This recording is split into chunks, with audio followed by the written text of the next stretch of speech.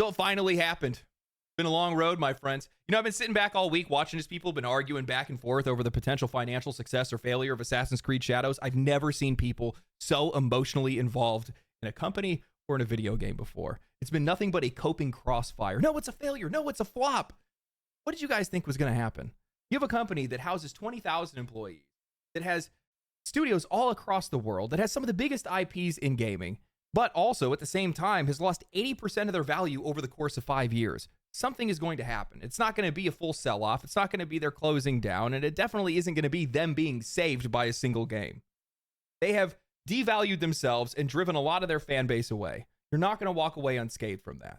So Ubisoft is split apart. They took their 3 biggest IPs, put them into a new subsidiary, cut off 25% of it, and gave it to Tencent, and that's the way that they're going to move going forward. They're still going to control most of their other IP, still working on the Division and stuff like that, but this is the way it's going to look. So what does that mean? Well, that's exactly what we're going to talk about today, because a lot of people don't even know what a subsidiary even is. And to be honest with you, we don't really see this kind of thing happen within the video game industry very often, but I do think we're going to see it more often.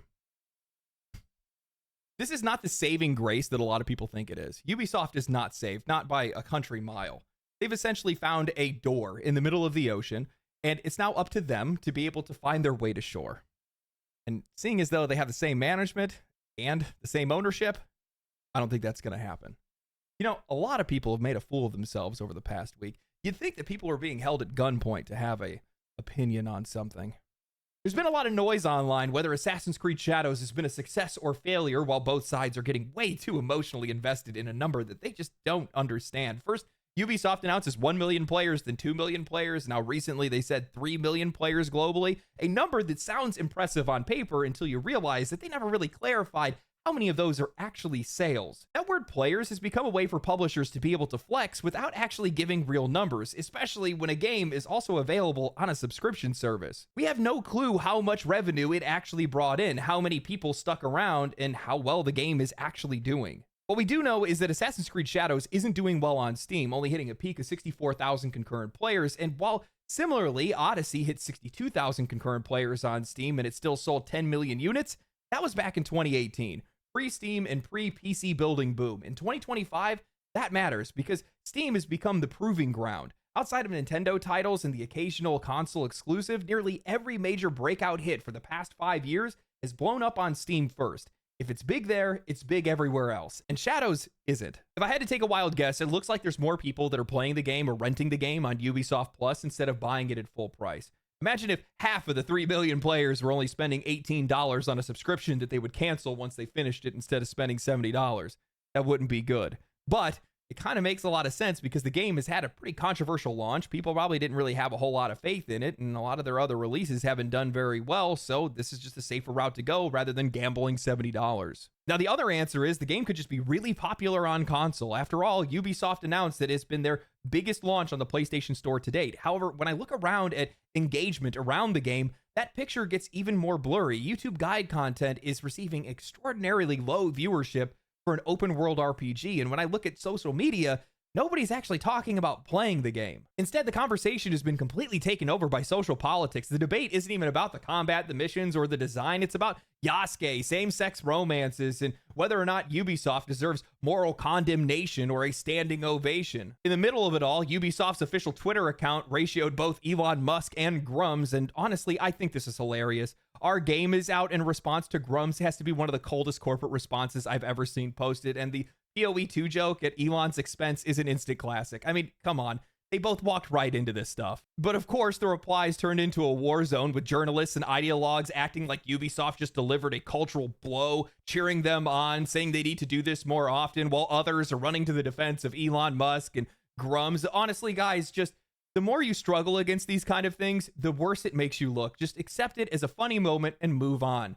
People took this way too seriously because everybody wants a win, and it's not even about the game. Because that's the thing, nobody is talking about the game. Not what it's like to play, not how it actually holds up, not how it compares to Odyssey or Valhalla or any others, just vibes, screenshots, and ideological debates. It's the same pattern that we've seen before. When a game's experience isn't strong enough to carry the conversation, the internet fills the gap with everything else. Which now, looking back at the posts that were made and the replies that were made by the Assassin's Creed Twitter account and the announcement of their player numbers, I don't think that any of this was victory posting.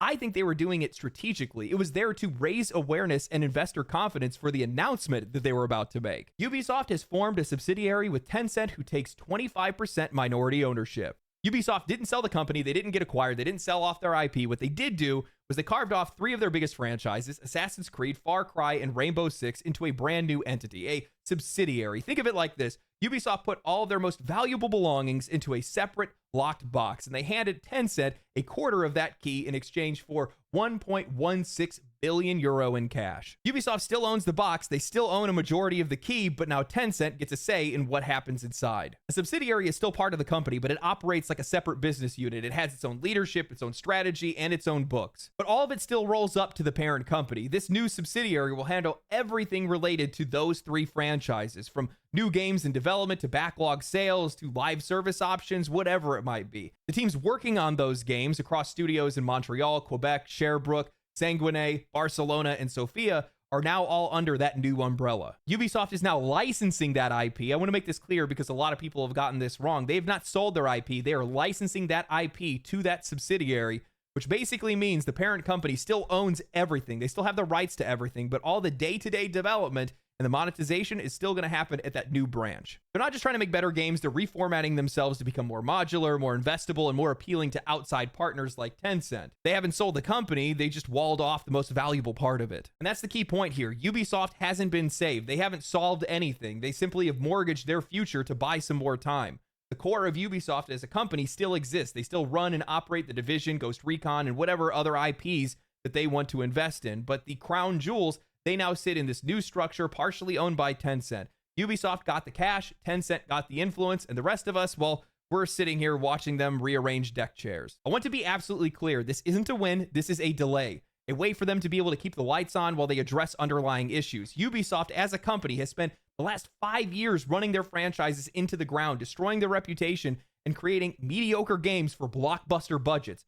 All of that has to change, and that change isn't going to be comfortable. In an article written by Mike Straw of Insider Gaming titled "Ubisoft Employees Worried About Layoffs After Tencent Deal," Mike writes, on Thursday afternoon, Ubisoft announced that it would be forming a new subsidiary company with Tencent that will include the company's 3 biggest franchises along with a number of studios. This has led a number of employees within Ubisoft to become worried about mass layoffs happening in the coming months, either before or after the deal with Tencent is completed. Not long after the deal was announced, multiple current Ubisoft employees reached out to express feelings of unease and concern about the future of the company, specifically those not working on Assassin's Creed, Far Cry, and Rainbow Six. In an internal email acquired by Insider Gaming, Ubisoft's Marie-Sophie de Waber said that she understands there is uncertainty and questions surrounding what's going to happen. She also tried to calm any worries about those not working on the 3 franchises. I want to be clear, if you're not working on these brands, that doesn't mean your work matters any less, she said. This agreement will benefit all of Ubisoft, giving us the means to spark more innovation and creativity across the board. This marks a new beginning of a new chapter, and you play a vital role in shaping it. Despite the messaging, however, some aren't buying it. We feel fucked if we're not on the big 3, one of the current Ubisoft employees said under condition of anonymity. They can say these things in an email, but when it comes down to it, we feel like we know where their priorities are. Said another employee working on an unannounced project, I would like to think that our team is okay right now, but we don't know. You would think that they would at least have some sort of clarity for us before publicly announcing the deal. The other messages received all relayed similar sentiments. There was some excitement and hope that a turnaround is coming for the company, but until questions about their status are answered, those various areas of the company don't want to get too happy. We just want to know what's going on, one source said. They promise transparency and regular communication with us, but we'll see if that actually happens. I'm sorry, but if you don't think that massive layoffs and corporate restructuring aren't going to follow a move like this, you are coping, my friend, and that includes what Ubisoft calls the big 3. There is absolutely no scenario in which Tencent walks up with a massive investment and doesn't get a guarantee that that new business unit isn't going to be leaner, more efficient, and under new management. Tencent is not here to babysit Ubisoft's issues. They are here to make money. So whether you're working for the new subsidiary or you're still stuck in the leftovers, your job is very much on the line. Ubisoft currently boasts 45 studios across 30 countries, with more than 20,000 employees. That sounds impressive until you realize just how unsustainable that is. They have more employees than any publisher outside of Xbox and PlayStation, with a fraction of the amount of IP. They have people that are making games for hundreds of millions of dollars with development timelines that go on for years. Assassin's Creed Shadows. With that level of polish, marketing saturation, and multiple delays, I wouldn't be surprised if that game cost I don't know, 400, maybe $500 million. You cannot keep running a company like that. Not when AA studios are making AAA level games, dominating the industry with far smaller teams at a fraction of the cost. Ubisoft wasn't failing, they had already failed. And if Tencent wasn't there to come and pick up the pieces, they were going to run out of steam regardless because they've just lost too much money. You have so many releases that have gone out that have failed to get a profit. You have so many games that are still in development, stuck in development hell in some cases. Beyond Good and Evil 2 has been in development for over a decade or something by now. It's crazy. That's a lot of money you're wasting there. They have a ton of games that they've canceled. There's some more money. Too much. It's way too much for a single game to be able to overcome, and Shadows would have had to trend in the same direction as Monster Hunter Wilds to be able to pull off something like that. We know that's not going to happen. Oh, Steam's not everything. I'm sorry, you're coping. Every single breakout hit we've seen has been a success on Steam. There are a couple outliers. Shadows isn't going to be one of them. Well, it's trending in the same direction as Valhalla. We'll see how long that trend lasts. You're going to see massive layoffs at Ubisoft. Tons of people are going to lose their jobs. It's not going to happen immediately. It's going to happen in batches more than anything else, but it's going to happen over the next few years because it's what they need to do. It's the reason why their games suck. They have too many people working on the same thing. You guys remember back when I interviewed the developers over at Ubisoft, they all said the same thing. It feels like they have 12 managers for one person. One is enough, and even sometimes that's too much. Ultimately, what I'm hoping is that we're going to see better games coming from Ubisoft. That's what this is supposed to do, because I can't imagine that Tencent walked into this situation and said that they want to hold on to the same management that got them where they are today. That wouldn't make a lot of sense. First person out the door, Mark Alexis Cote. Get on out of here, bud. We don't need you anymore. Keep in mind, Ubisoft is not saved. Tencent is the loan shark that's loaning to a gambling addict right now. And if they can't win their money back, well, then Tencent takes the house. Maybe that's what they need. Maybe they need a little bit of Eastern influence or something like that. Personally, I don't care. As long as I get better games. That's all that matters to me. But that does bring me to a very interesting topic, because I don't think that Ubisoft is an outlier in this situation. I think they are the mining canary in the mine. I think they are the first sign of something that we're going to be seeing far more of in the future, because we haven't seen a lot of these corporate restructurings in the past, but I think we're going to start to see more of them, because if you look across the industry, a lot of companies are suffering the same way as Ubisoft. They're spending too much money, they're bleeding money, their games are failing, and they're getting bigger. And you add all that together, it's not looking all that good. They keep trying to pretend like they're not Ubisoft, but I know they are. One of the things I never saw brought up in any of the articles shielding Ubisoft and Assassin's Creed from criticism is, why would players be so ready to celebrate the fall of a company? Why would they want to see any of their beloved franchises sold off? Why is Ubisoft in the position that they're in? Sure, you can point to socio-political reasons, maybe throw in some buzzwords and recite the names of your most hated Twitter and YouTube personalities, but that doesn't explain everything. You can't deny that players are fed up. And it's not just they're upset with a single studio or a specific game. A lot of that anger is aimed at the titans of this industry, the ones that used to lead that are now lingering. While Ubisoft is held aggro and taken a lot of damage, once the tank goes down, the rest of the party's going to follow.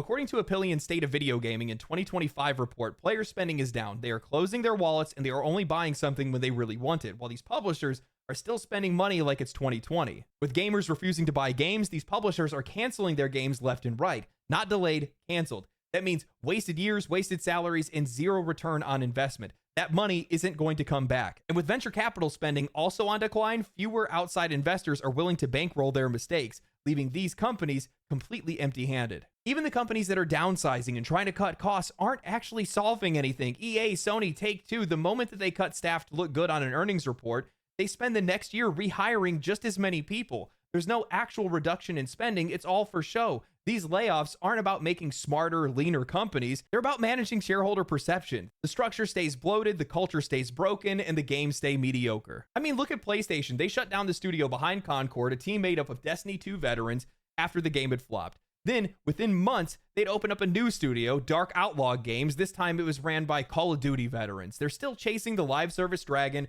still throwing money into the fire. 2K is doing the exact same thing, laying off, closing studios, and then opening a new one to build their own Fortnite killer, again led by ex-Call of Duty talent. You'd think after Suicide Squad, Redfall, and X-Defiant someone would learn, but apparently not. The truth is, the AAA industry is cannibalizing itself. A lot of money has gone into games over the past few years, and very few of them have found an audience. Meanwhile, the competition has never been stronger. Smaller studios with tighter visions are shipping games that actually connect with players. Eastern publishers especially are dominating the conversation right now, not just with scale, but with identity. Their games know what they are. They don't feel designed by committee, and the players are responding to that. I mean, I just saw that 5 out of 8 of Japan's biggest video game publishers saw record-breaking sales and shareholder prices in the past 2 months alone.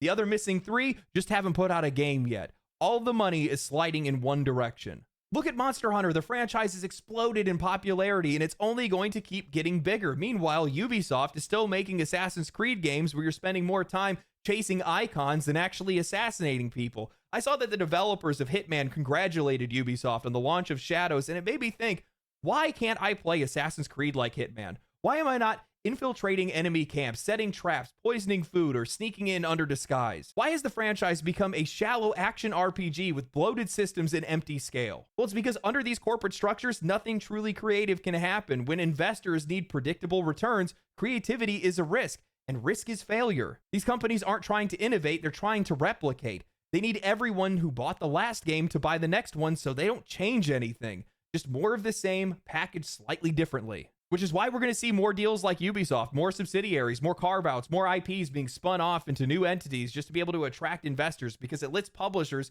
say that they're restructuring without admitting that they're bleeding. It gives investors something clean to buy, a controlled asset, a franchise vault, all the upside with none of the baggage. And I hate to be the bearer of bad news, but China is positioned to buy all of it. Tencent, NetEase, and all these other companies are sitting on mountains of cash. And Western publishers are becoming more desperate by the day. This is the perfect storm. Chinese investment is increasing, Western creativity is stagnating, and audiences aren't loyal to legacy studios anymore. They're loyal to quality. If you're delivering, you're winning. It doesn't matter what flag your studio flies under. So what happens next? We're going to see more of these publishers create these strategic subsidiaries that isolate some of their most profitable franchises, clean up their books, and put a price tag on them. Investors want focus, they want clean data, they want marketable IP, and they want reduced baggage. And these publishers, well, they just want to survive.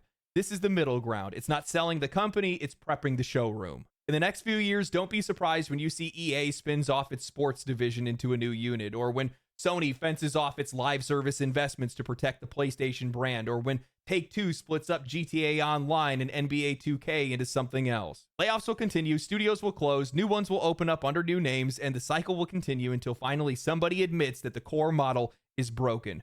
But until then, get ready to see a heck of a lot more Ubisofts. And it really is broken, because when you look at it, you have these massive IPs, these well-known IPs, that are supporting the weight of these huge companies. And if that weight tips in one direction or the other, the whole thing just tips over. Look at Ubisoft right now. They have one IP that is successful. Actually, I think Rainbow Six is doing a little bit better recently. They announced some update and people have been coming back to it. But regardless, Shadows and Rainbow Six. But outside of that, since everything else failed, the entire company just collapsed under its own weight. That's not sustainable. You cannot continue to run a business like that. That's not how things should be working right now. And I genuinely hope that there are studios and publishers that are taking notes right now and paying attention to what's happening to Ubisoft, because you cannot make the same mistakes that they're making right now. You cannot grow to their size. You cannot treat your audiences the way they have. You can't stop iterating on your games and making them better over time. You cannot continue to make the same thing over and over and over and then just shove in more monetization and bloat the game out so you can try to make more money off it. It is only going to lead to failure. Simple as that. And if these companies do not change their ways, and they're not taking notes and they're not learning from this, the entire AAA side of this industry is going to fall apart. But maybe that's what needs to happen. Maybe this is natural selection. It's like a species that's grown overpopulated, or they evolved in the wrong direction, and because of that, well, now they basically call themselves because they can't survive in such a hostile environment anymore. But something has to change. They have to do something different, because right now they're wasting so much money. They're killing off some of the greatest IPs, some of our most favorite games. They're costing people their jobs, and in some cases, they're even ruining people's lives. You know, I talked to one of the developers that got caught up in a round of layoffs in one of the last companies that went down, and they were on a work visa in another country, and they were engaged, and they were waiting to get their citizenship because they were going to get married, and they got laid off. Work visa, null. They had to go. That's it. Done. all of a sudden their entire future just completely uprooted, all because of the fact that you have, these career CEOs, nepotism, and people that are trying to squeeze blood from a stone, all in the name of more profits. They have no idea what they're doing, and they're ruining these companies. That's what's happening. To no fault of the developers themselves. Now, I don't want it to ever come off like I don't actually care for any of these developers, the people that are working on these games. I know more times than not, these folks are well-intentioned. They just want to make good video games. And they just get caught up in noise that they didn't ask for. If I was a developer, I would stay as far away from the biggest companies in this industry, at least for the next 5 to 10 years, because there's going to be some wild change that's going to be coming across this industry very soon. Very soon. Indie games have been doing really well, so maybe try to make your own. Anyway, hope you guys enjoyed the video. If you guys did enjoy the video, like the video, subscribe to the channel, share the video with your friends. Please share it on social media if you do have the time. Follow me on Twitter. Follow me on Twitch. Also, because I keep being told by my Discord, join the Discord. It's a great group of people. We just talk about all kinds of things. Anyway, stay cool, stay righteous, stay safe. Catch you guys in the next one.